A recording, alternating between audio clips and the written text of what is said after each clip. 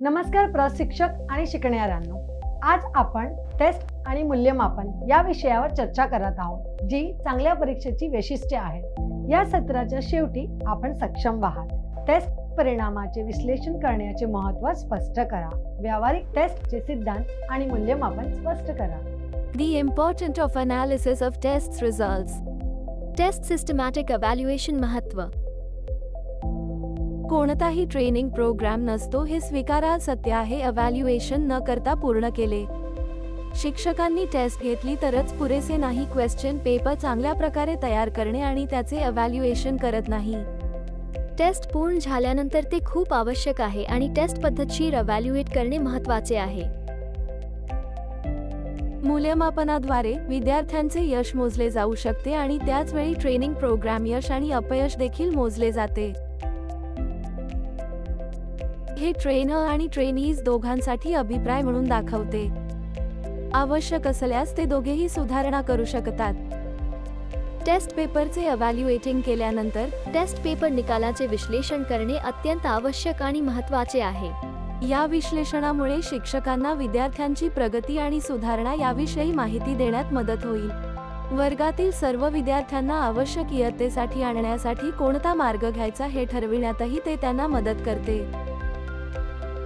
विद्यार्थ्यांसाठी हे त्यांना त्यांच्या कमतरता जाणून घेण्यास मदत करते, जेणेकरून ते आवश्यक उपाययोजना करू शकतात. Following information can be obtained by analyzing the test result. विशिष्ट टेस्ट विचारलेल्या प्रश्नाचे कठीण मूल्य शोधले जाऊ शकते. जर विद्यार्थ्यांनी सर्व सब्जेक्ट्स चांगले गुण मिळवले तर प्रश्न खूप सोपे आहेत असे आपण गृहीत धरू शकतो.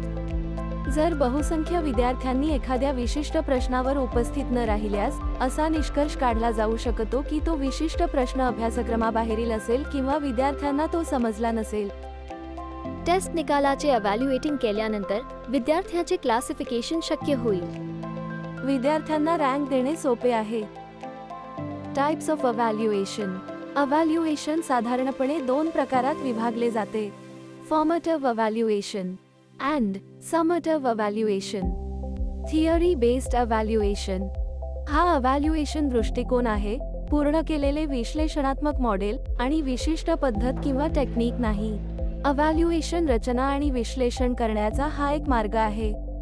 ही एक सिस्टमॅटिक प्रोसेस आहे ज्याचे निर्देशात्मक उद्दिष्ट साध्य केले गेले आहे. Principle of evaluation. ही एक सिस्टमॅटिक प्रोसेस आहे ज्याचे निर्देशात्मक उद्दिष्ट साध्य केले गेले आहे. त्यामुळे मूल्यमापन प्रक्रिया प्रभावी तंत्राने पार पाडली पाहिजे. Evaluation method of theory test. सैद्धांतिक विषयासाठी वापरल्या जाणाऱ्या टेस्ट किंवा असाइनमेंटमध्ये काही व्यक्तिनिष्ठ आयटमसह अनेक वस्तुनिष्ठ टेस्ट आयटम असू शकतात. इन्स्ट्रक्टर वस्तुनिष्ठ बाबींच्या अचूक उत्तरांना पूर्ण गुण देतील आणि चुकीच्या उत्तरांना कोणतेही गुण देणार नाहीत. व्यक्तिनिष्ठ बाबींच्या बाबतीत प्रशिक्षकाने व्यक्तिनिष्ठ निर्णय घेणे आवश्यक आहे आणि कार्यप्रदर्शनाच्या श्रेणीचा विचार करणे आणि त्यानुसार गुणांचे वाटप करणे आवश्यक आहे. Approach of evaluation of practical test. Performance test. प्रशिक्षणार्थींच्या कार्यक्षमतेचे इव्हॅल्युएटिंग करताना इन्स्ट्रक्टर्स केवळ अंतिम उत्पादनच नाही तर कार्यप्रदर्शनाची पद्धत आणि इतर गुणधर्म देखील विचारात घ्यावे लागतील जे योग्य कामाच्या सवयींच्या विकासास हातभार लावतील. याचा अर्थ इन्स्ट्रक्टर्स प्रशिक्षण नोकऱ्यांचे मूल्यांकन करताना ऑब्जेक्टिव्ह आणि सब्जेक्टिव्ह दोन्ही मूल्यांकन करावे लागते.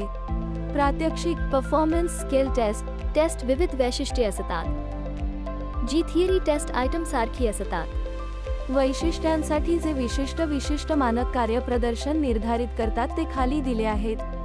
परफॉर्मन्स टेस्ट वैशिष्ट्ये आहेत: साधने आणि उपकरणे हाताळण्याची क्षमता, सामग्रीची निवड आणि किफायतशीर वापर, ड्रॉइंग्स वाचण्याची क्षमता, सुरक्षितता आणि कामाच्या चांगल्या सवयींचे निरीक्षण करणे, कामाचा वेग, अचूकता, कारागिरीची गुणवत्ता, कामाकडे वृत्ती, कार्यप्रदर्शनात योग्य क्रम, कारागिरीत नीटनेटकेपणा, घराची देखभाल.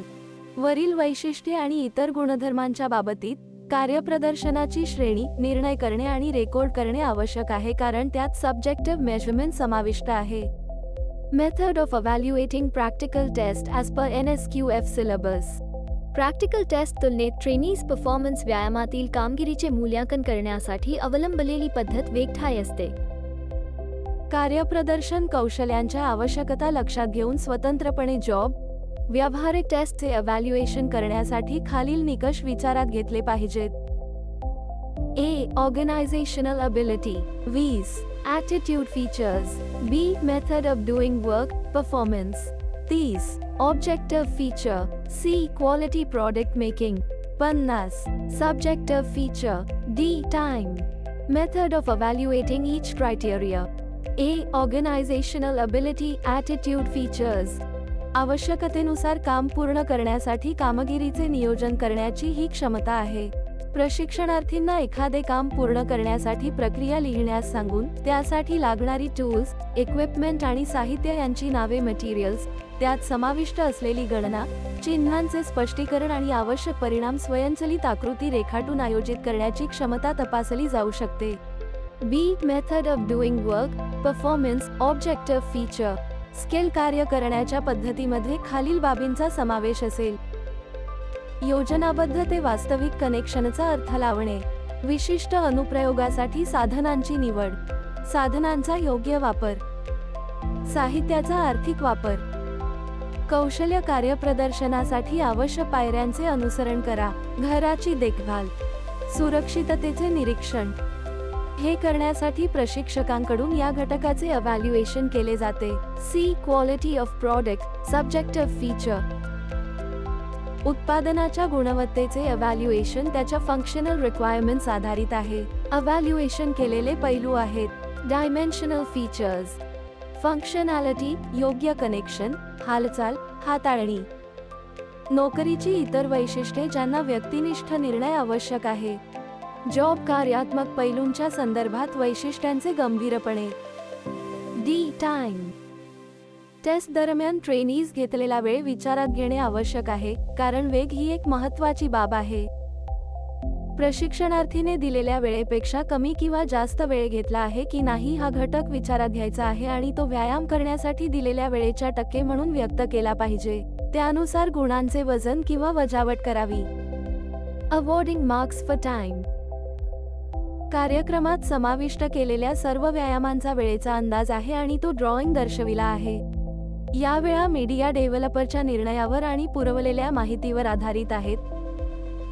व्यायामाचे प्रोटोटाइप पूर्ण केल्यानंतर आणि टेस्टने आयोजित केल्यानंतर फीडबॅक.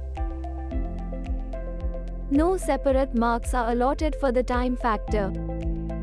आवश्यक असल्यास ट्रेनीज व्यायाम पूर्ण करण्यास सक्षम करण्यासाठी 30% पर्यंत अतिरिक्त वेळ दिला जाऊ शकतो. वेळेच्या बचतीसाठी गुणांचे वाटप करून योग्य वजन दिले जावे आणि गुण वजा करून अतिरिक्त वेळ द्यावा. या विषयांवर आपण स्पष्ट केले. टेस्ट परिणामाचे विश्लेषण करण्याचे महत्त्व स्पष्ट करा. व्यावहारिक टेस्टचे सिद्धांत आणि मूल्यमापन स्पष्ट करा. मला आशा आहे की तुम्हाला हा विषय समजला असेल. आपल्या पुढील व्हिडिओमध्ये आपण एक नवीन विषय शिकू. तोपर्यंत काळजी घ्या.